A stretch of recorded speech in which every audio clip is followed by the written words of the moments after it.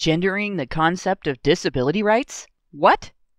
Well, I guess it makes some convoluted sense in the context of feminists treating being female like a disability.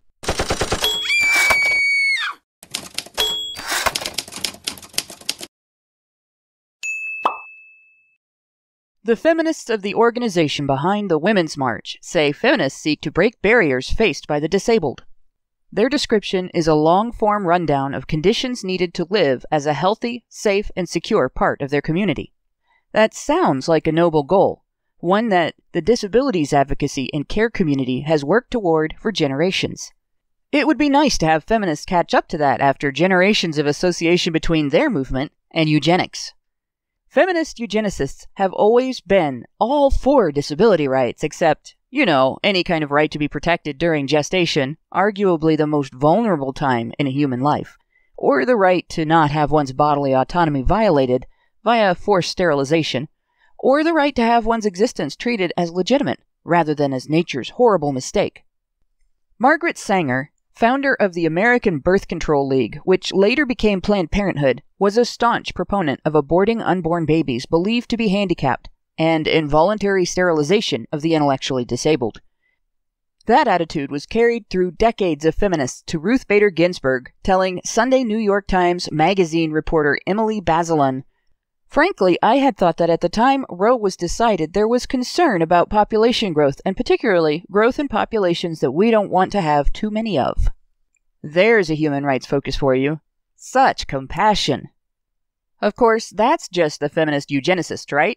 Remember, feminism is not a monolith. Well, except when it comes to the way feminism's patriarchy theory bleeds all over the greater human rights advocacy community. 3 years ago, I examined an article published on Time.com. It said violence against disabled women was being ignored in several countries. As I dug through the story's references, I found a disturbing pattern. Feminist-led research by or cited by Human Rights Watch, the organization cited in the article, was documenting discrimination and other issues faced by disabled people of both sexes, including abuse and lack of access to medical care, but reporting them as if women were uniquely targeted and uniquely impacted. Various reports interpreted a lack of facilities dedicated strictly to serving women, overall low quality or availability of service regardless of the help seeker's sex, or the lack of abortion services in countries where abortion is illegal, all as discrimination against or neglect of disabled women. Instances of disabled men being similarly disadvantaged did not receive the same treatment. Human Rights Watch applied the same bias to research on sexual violence, reporting on prevalence data on the use of rape as a war weapon, which recorded victims of both sexes as if it is strictly used against women. This is important to this topic due to the fact that disability increases the individual's vulnerability to all abuses, including sexual violence.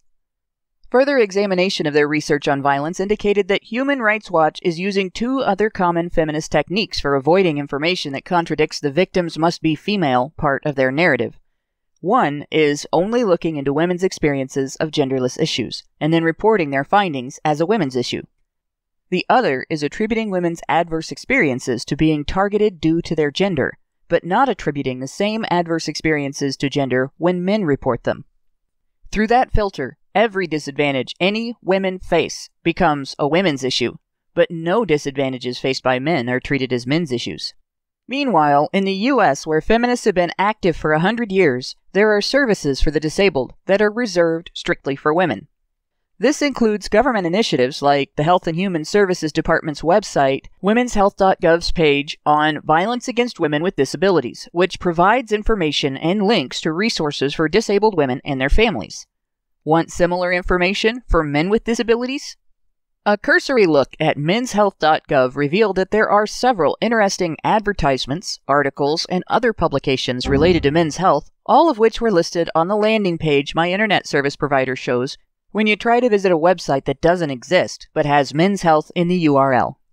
So, of course, there's no page on violence against men with disabilities at that address, despite the fact that, as reported by the Vera Institute of Justice, men with disabilities experience victimization, including sexual violence, at higher rates than men without disabilities, which means their disabilities are making them vulnerable to abuse, and not enough is being done to counteract that vulnerability.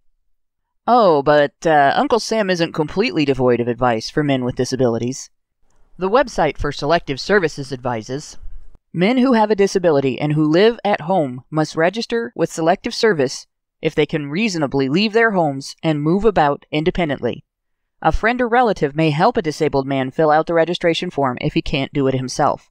Men with disabilities that would disqualify them from military service still must register with Selective Service. The site goes on to explain that should another draft ever be enacted, upon examination a disqualifying disability would elicit deferment, and sufficient documentation of that disability can get deferment without examination. But registry is still mandatory unless the man is confined to the home or an institution due to his disability. In other words, if you can go sit on a park bench every day and watch the world go by, Uncle Sam wants a chance to get a good look at you before determining whether you can be exempt from the draft. Then, there is the crisis in care for disabled veterans, who face inconsistent or even lack of access, long waiting lines, abuse, neglect, and dehumanizing failure of consideration under the grievously mismanaged Veterans Health Administration system. This impacts both sexes, but the vast, overwhelming majority of veterans are men, and the disparity only widens with disability. Women get government support for defending themselves or for their families to defend them against violence and other abuses. Men get government ordered to sign up to be potentially sent into the most violent environment known to humankind, only to be neglected or even outright abused by the very system that sent them there if they return with disabling conditions.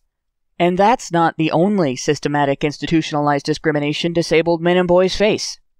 Feminism's history of attacks on due process rights has also hit the disabled, and again, especially men and boys, already disadvantaged in the criminal justice system, as we have highlighted in past episodes.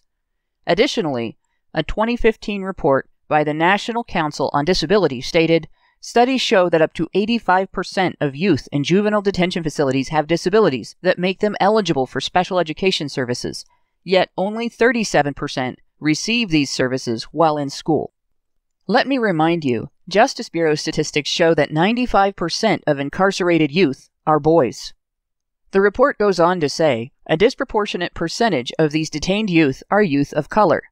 These statistics should lead to the conclusion that many disabled youth in the juvenile justice and criminal justice systems are deprived of an appropriate education that could have changed their school-to-prison pipeline trajectory.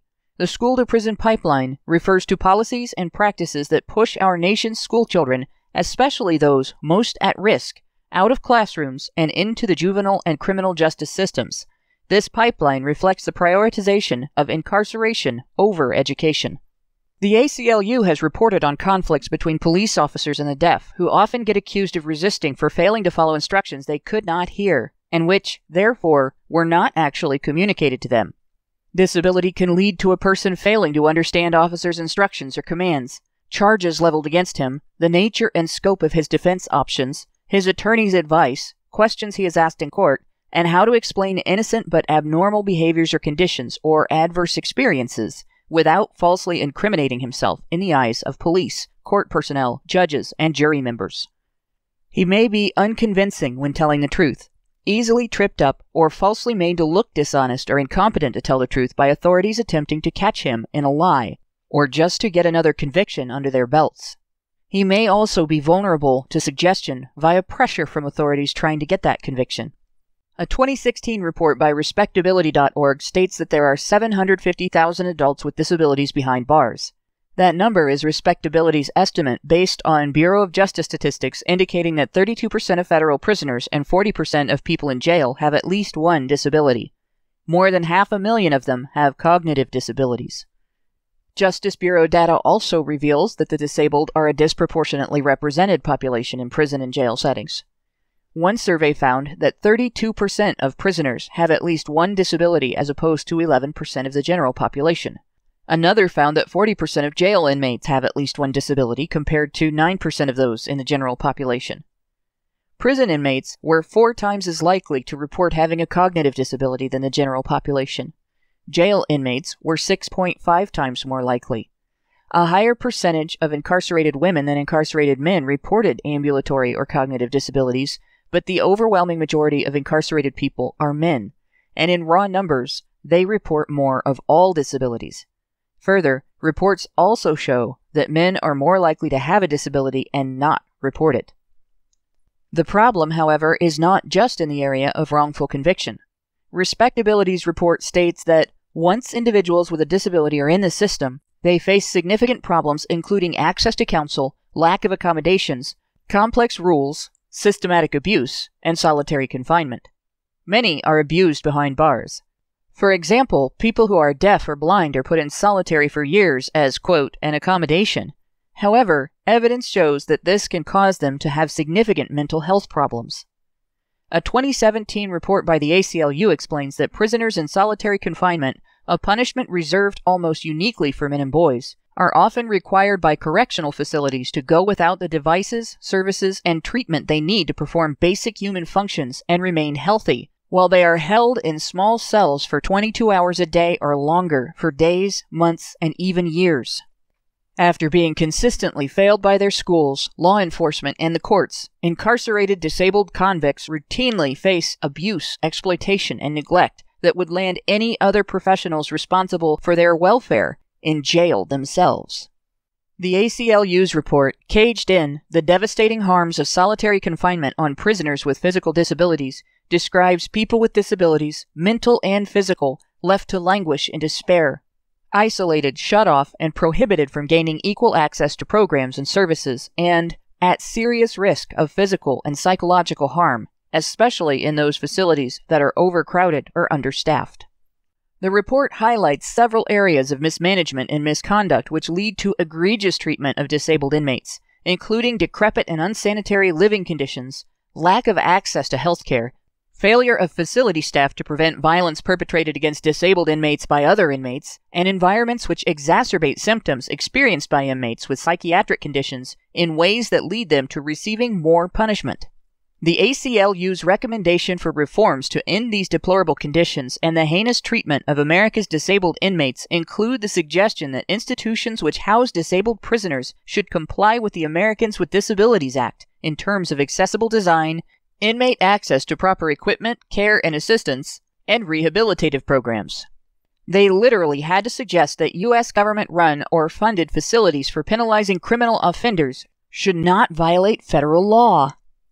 Let that sink in for a moment while you remember that when we've previously discussed the prison system, we pointed out that feminist organizations have been fighting to replace incarceration of female convicts, and only female convicts, with rehabilitative therapy. If the Women's March wants to do something no other feminist organization deserves credit for doing, they should expand that advocacy to, at the very least, disabled inmates of both sexes. Or perhaps they should not push for due process violations that would so severely disadvantage that population in the first place. What do you think? Should we hold our breath and wait for that to happen?